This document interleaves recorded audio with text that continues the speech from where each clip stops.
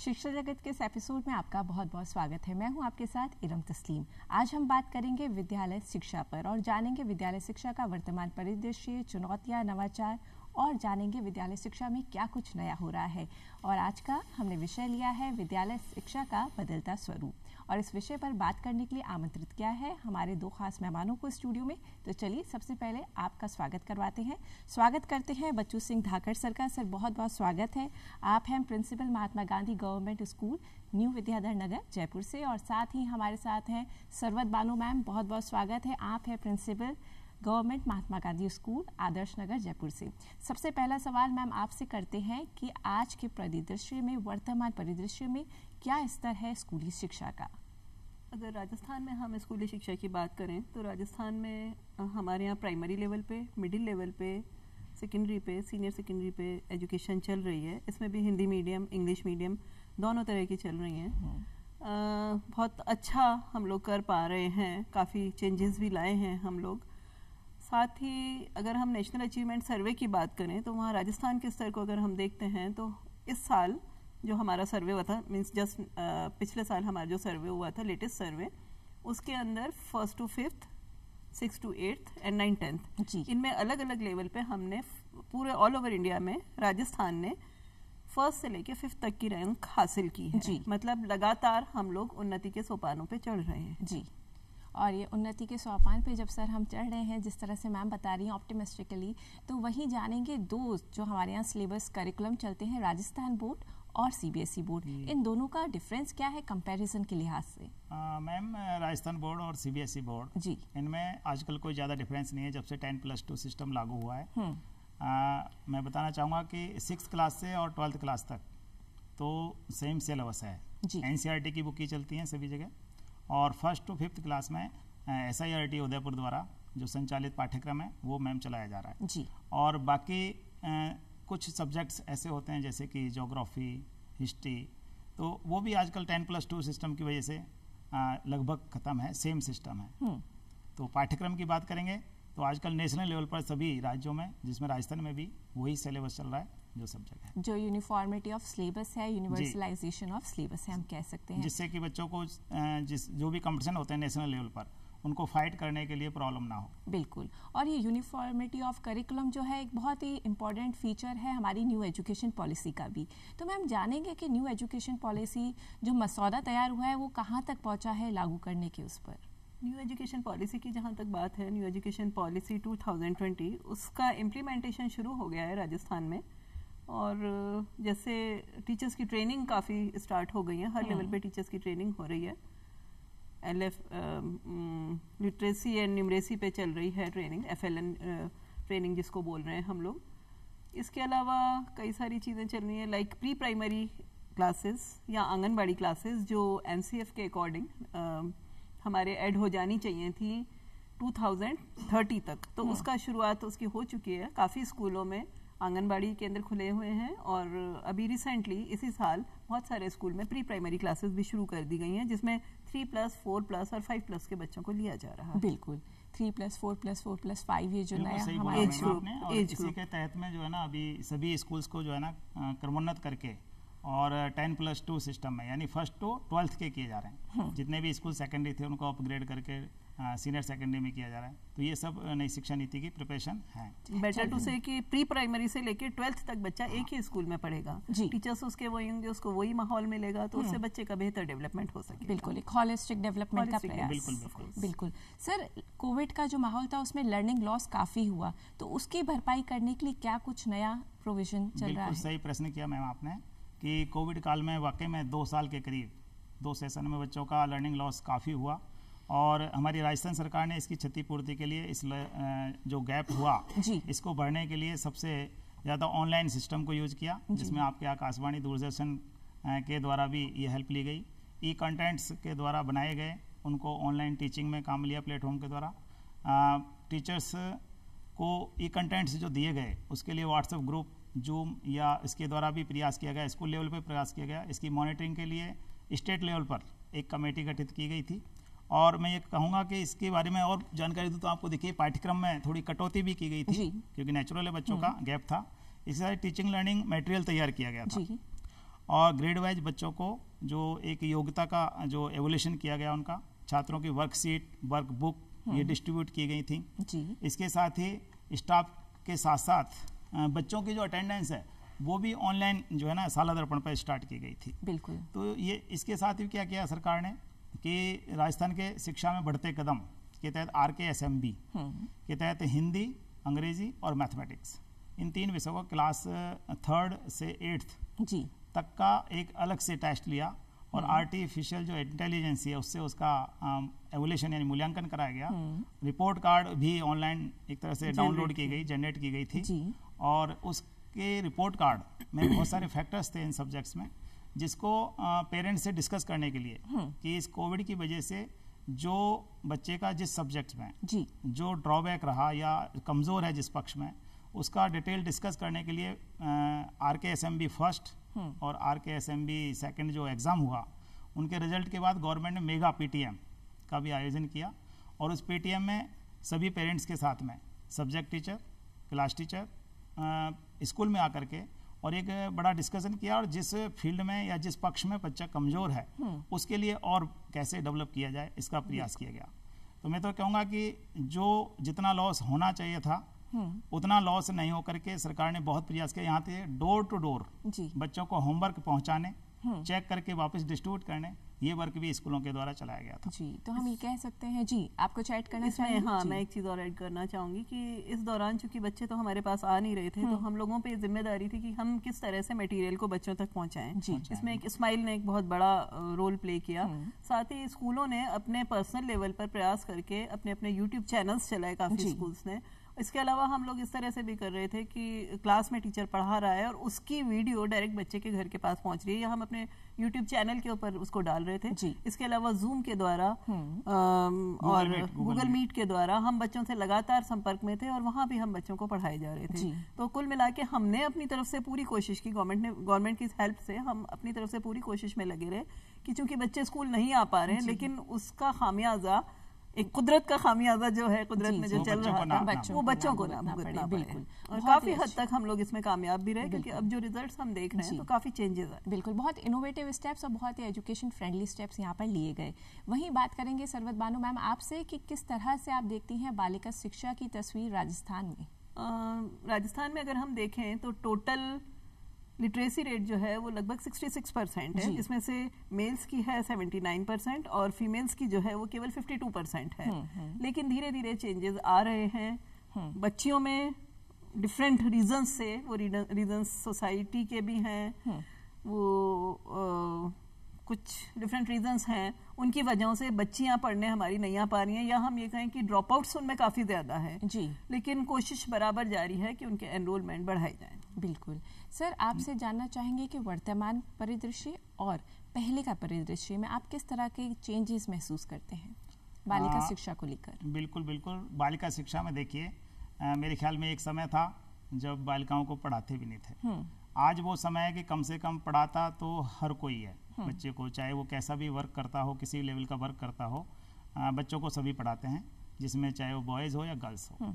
तो सबसे बड़ा स्टेप तो यही है कि बच्चों को कम से कम लड़कियों को पढ़ने का मौका लग रहा है जी। उसके बाद भी क्या है, लड़कियों को और ज़्यादा पढ़ाने के लिए ऐसी बहुत सारी स्कीम्स हैं या यूँ कहें कि एक ऐसे प्रोत्साहन के तरीके हैं जिसकी वजह से भी बालिकाएं पढ़ती हैं। जैसे कि बालिकाओं की निःशुल्क शिक्षा के तहत स्कूल से लेकर कॉलेज तक स्कूटी, निःशुल्क साइकिल वितरण, ऐसी बहुत सारी योजनाएं सरकार ने की हैं जिसके तहत किसी भी सूरत में कोई भी बच्ची बीच में पढ़ना नहीं छोड़े। बिल्कुल, बालिका शिक्षा को प्रोत्साहन बहुत मिला है। तो ये प्रोत्साहन के लिए सरकार की तरफ से और समाज की भी सोच बदली है। बिल्कुल, एक समाज या परिवार जो पहले गर्ल्स को बाहर नहीं भेज सकता था आज भेजता है। यदि वो बेटर पढ़ती है तो किसी भी स्थिति में कहीं भी, जैसा कि सुनते हैं आज तो पायलट भी गर्ल्स बनने लगी है निश्चित रूप से। तो इसलिए अब तो काफी कुछ आगे बढ़ चुके हैं, काफ़ी कुछ आगे बढ़ चुकी हैं और आगे बढ़ाने के लिए बहुत सारी योजनाएं सरकार द्वारा चलाई जा रही हैं। तो इन्हीं योजनाओं के साथ चलते हैं और मैम से गुजारिश करते हैं कि आप हमारे सारे दर्शकों को बताइए कौन कौन सी योजनाएं हैं जो बालिका शिक्षा को प्रोत्साहन दे रही हैं। शिक्षाओं के लिए, शिक्षा के लिए, गर्ल्स के लिए बहुत सारी योजनाएं गवर्नमेंट ने चला रखी हैं। उनमें से मेन मैं आपको बताना चाहूँगी, जैसे आपकी बेटी योजना है, कस्तूरबा गांधी आवासीय विद्यालय गवर्नमेंट ने बनाए हुए हैं। इसके अलावा कई सारे पुरस्कार ऐसे हैं जो गर्ल्स के लिए स्पेशली हैं, जैसे गार्गी पुरस्कार है, जो अगर बच्चे 75% मार्क्स लाते हैं या उससे ऊपर लाते हैं, मिनिमम 75, तो उसमें उन बच्चों को दिए जाते हैं।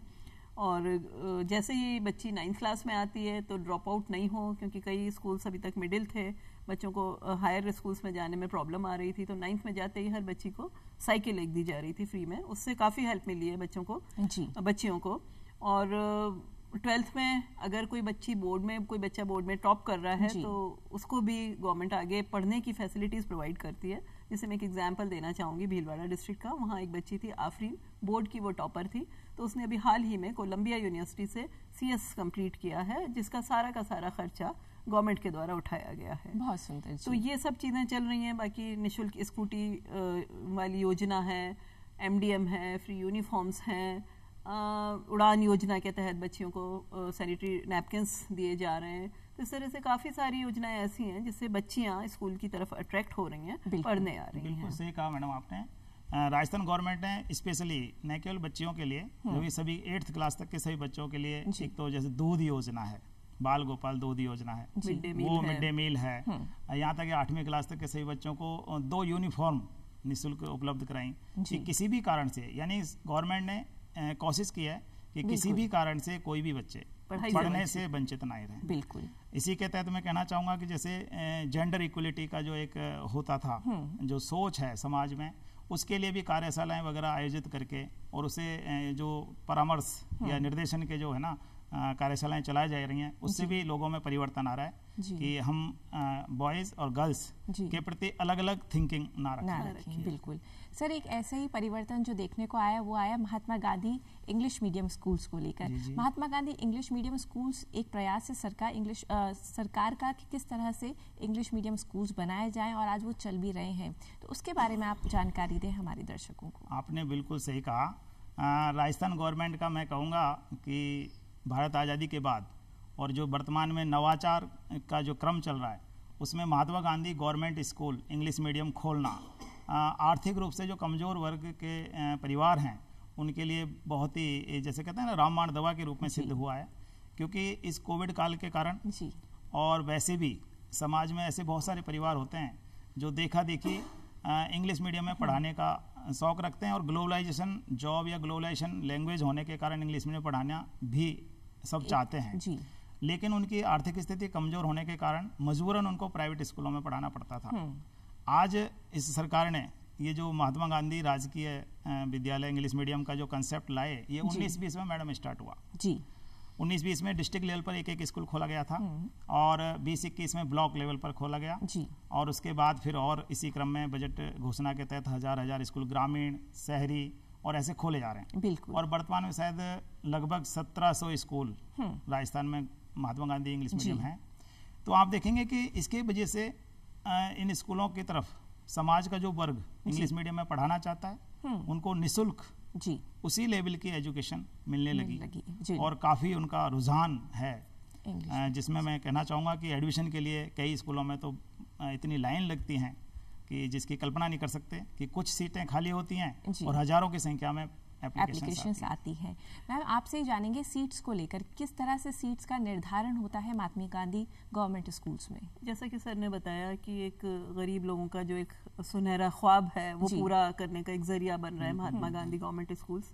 तो हम लोगों ने बिल्कुल भी इसमें इस तरह से नहीं किया हुआ है कि हम टेस्ट के बेसिस पे लें या एक इकोनॉमिक बैकग्राउंड बच्चों का देख के लें। टोटली ये लॉटरी सिस्टम के ऊपर है।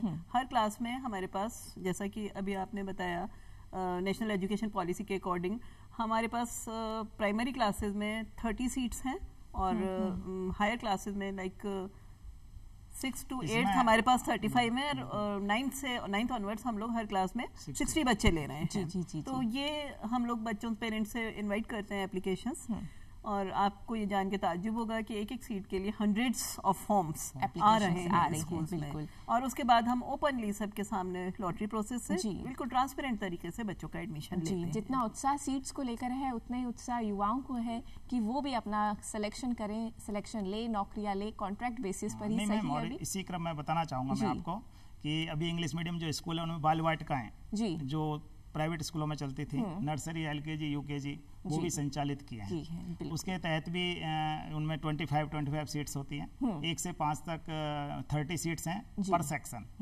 प्रति सेक्शन, और 6, 7, 8 क्लास में 35 सीट्स हैं, और 9 से लेकर 12वीं तक प्रति सेक्शन 60 सीट्स हैं। बहुत सुंदर। तो ये इसका एक पैटर्न है। अगर 2 सेक्शन होते हैं तो नेचुरल डबल हो जाएगी। तो काफी रुझान है। इसमें एक चीज और मैं ऐड करूंगी सर की बात में कि इन स्कूल्स में ना केवल इंग्लिश मीडियम में पढ़ाई हो रही है, बल्कि लेटेस्ट टेक्नोलॉजीज का भी यूज किया जा रहा है।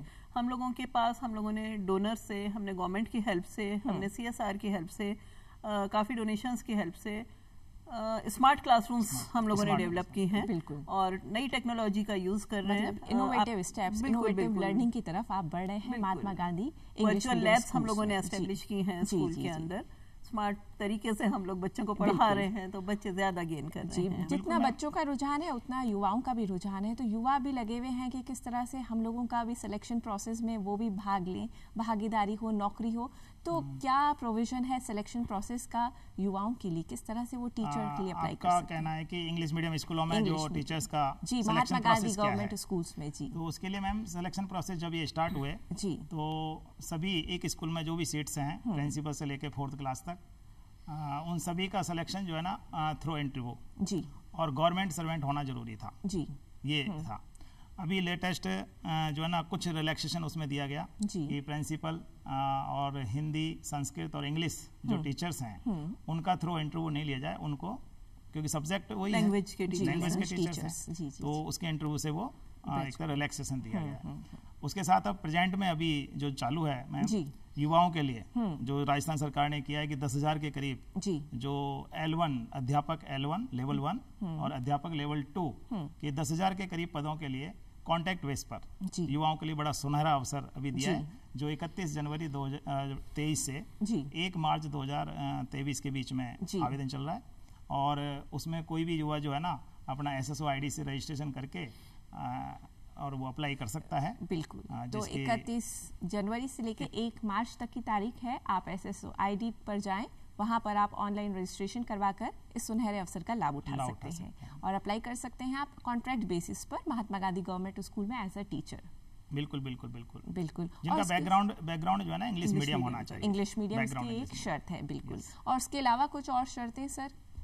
इसके अलावा और कोई शर्त नहीं है, वो तो बाकी जो गवर्नमेंट के जो राजस्थान सिविल सेवा जो नियम है जी, वो सारे लागू होंगे उसके लिए। बिल्कुल। चाहे वो संतान वाला नियम है, 2 संतान वाला नियम है, एज वाला नियम है, बाकी सारे नियम वैसे ही लागू होंगे। और आवेदन की प्रक्रिया सर अगर हम जानना चाहें बहुत ब्रीफ में? ऑनलाइन आवेदन की प्रक्रिया ऑनलाइन जी, जो एक लिंक दिया हुआ है जी SSO से जी जी जी जी, तो उसके द्वारा दे सकते हैं SSO-rajasthan.government.in। बिल्कुल। ये जो सुनहरा ख्वाब है जो हम देख रहे हैं महात्मा गांधी गवर्नमेंट स्कूल, उसमें चैलेंजेस भी ज़रूर होंगे, क्योंकि हर ख्वाब में हर सुनहरे जो चीज़ें होती हैं जो बाहर से चमकती हैं, कहीं ना कहीं उनमें कुछ चैलेंजेस ज़रूर होते हैं। तो अब आएंगे चैलेंजेस की तरफ। क्या क्या चैलेंजेस हैं इन स्कूलों में? ऑफ कोर्स चैलेंजेस हैं, लेकिन चैलेंजेस से ज़्यादा मैं कहूँगी अपॉर्चुनिटीज़ हैं। बच्चों को इतनी अपॉर्चुनिटीज़ मिल रही हैं इस वक्त की। जैसे मैं आपको एक एग्जांपल देना चाहूँगी। प्रेजेंटली हमारे स्कूल में US एम्बेसी ने हमारे 25 गर्ल्स को सेलेक्ट किया जी, जो इकोनॉमिकली वीकर सेक्शन की, और उन बच्चों की personality development and spoken English पे काम किया। और आफ्टर 2 years उनका ग्रेजुएशन सेरेमनी अभी हुई थी।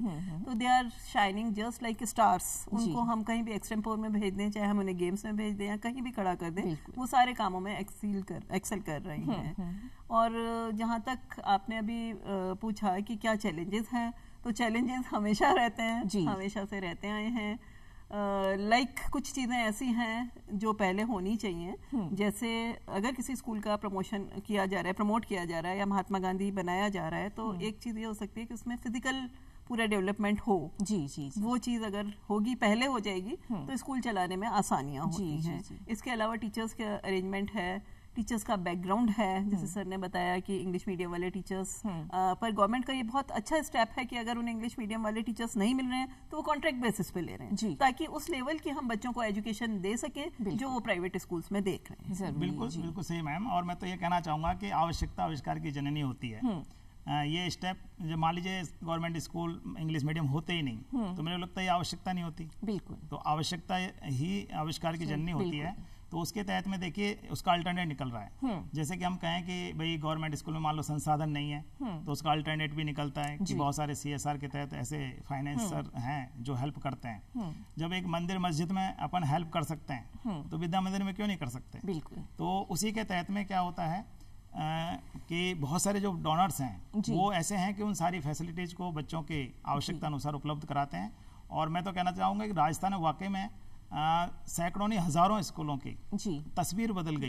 इन डोनरों ने तस्वीर बदल दी। बेशक बेशक, मतलब जो पहचान नहीं सकते कि ये पहले वाला स्कूल है। मैं आपको हमारे स्कूल का इसमें ऐड करूंगी कि हमारे स्कूल के एग्जांपल देना चाहूंगी। यहाँ पे हमारे स्कूल में doctor ex prime minister doctor Manmohan Singh ने हमें 45 लाख रुपीस दिए, जिससे हमने अपने स्कूल की बिल्डिंग का डेवलपमेंट किया। हमारे MLA साहब ने हमें करीब 70 लाख रुपीस का डोनेशन किया, जिससे हमने अपने स्कूल का डेवलपमेंट किया। और अभी हमें KC वेणुगोपाल ने 65 लाख रुपीस का डोनेशन किया, जिससे हम अपने स्कूल को और आगे बढ़ा पा रहे हैं। तो जब तक हमारी फिजिकल स्ट्रक्चर डेवलप नहीं होगी तब तक पेरेंट्स हमारी तरफ अट्रैक्ट नहीं होंगे। सेकेंडली, बच्चों के होलिस्टिक डेवलपमेंट के लिए उनके लिए काफी सारे भौतिक संसाधनों की आवश्यकता होती है, जो पैसों के द्वारा ही पूर्ति होती है। तो जिस तरह से सोसाइटी आगे बढ़ बढ़ के हमारी हेल्प कर रही है, एक बंदा आता है हमारे पास कि हम आपके स्कूल में प्याऊ बनाना चाह रहे हैं, हम आपके स्कूल में ये करना चाह रहे हैं, ऑटोमेटिकली लोग अट्रैक्ट हो रहे हैं और काम कर रहे हैं। तो ये हमारे